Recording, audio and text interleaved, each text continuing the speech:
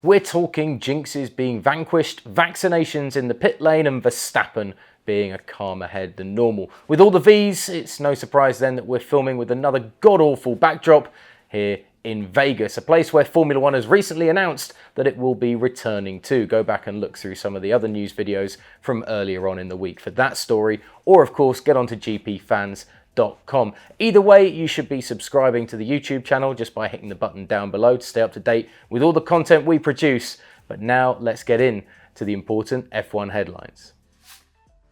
In a potentially controversial move, Formula One will make COVID-19 vaccinations mandatory for all personnel working within the paddock this coming season.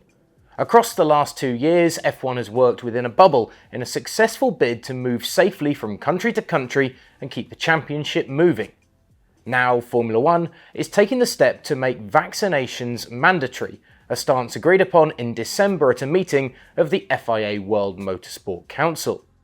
F1, or FOM, will require all travelling personnel to be fully vaxxed and will not request exemptions, was the official word from Formula One spokespersons back in December.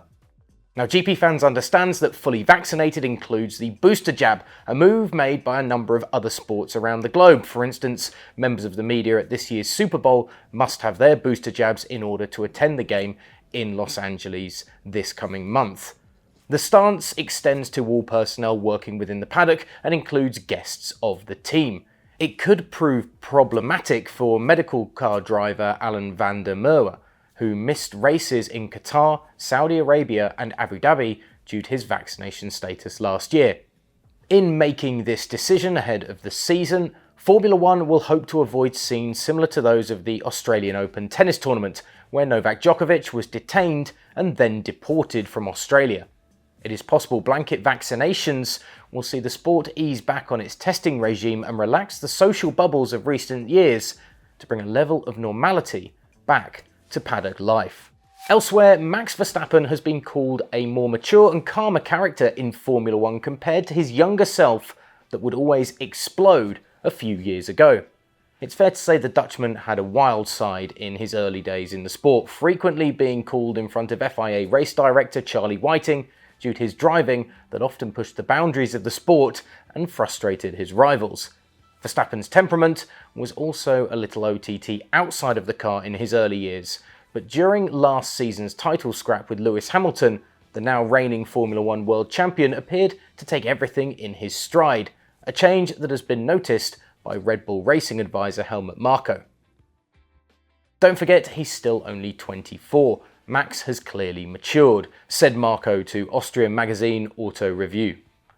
That also has a bit to do with the cord being cut because he was trained and shaped very well by his father, Jos. The relationship is still very close, but Max has his own opinions today. This maturation process was sometimes not so visible from the outside, but it quickly reached a peak because when something didn't go right in training, he always exploded. Today he is calm. He had technical problems a couple of times, now he just sees the whole thing.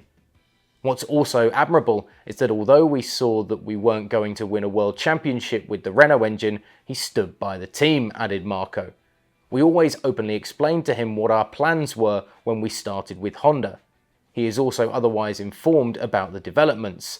That's why I believe his statements when he says he feels very comfortable with us. No surprise then after what we heard from Max at the end of last season as he took the title in Abu Dhabi, saying that he wanted to stay with this Red Bull team for as long as possible. And let's finish off very quickly by talking a little more tennis here at GPFans. Obviously, as Nico Rosberg has seen his congratulatory jinx finally come to an end with Rafael Nadal's victory at the Australian Open this year. Nadal won a 5-set thriller in the Australian Open final after falling behind 2 sets against US Open winner Daniil Medvedev that lasted a mammoth 5 hours and 24 minutes. The Spanish tennis star was thought by some to be guaranteed to fail in his push for a 21st Grand Slam win after Nico Rosberg offered his support to Nadal over social media before the final. The former F1 world champion has had a habit of cursing the conquests of those he's shown support to in the past on social media, including Germany's soccer team at the European Championships and Charles Leclerc at the Monaco Grand Prix. But perhaps with Nadal, the German's curse has now been lifted after he wished the Spaniard good luck in the tournament back on the 20th of January. Taking to Twitter again this week, Rosberg asked his followers if his social media jinx career is over. After jinxing Leclerc in Monaco and Germany's football team at the Euros, I'm very happy that my good luck for Rafa turned out well this time, said the former Mercedes man on Twitter. Let's just hope that Nico keeps his mouth shut before the start of the new season, rather than perhaps tempting fate for any of the drivers in F1.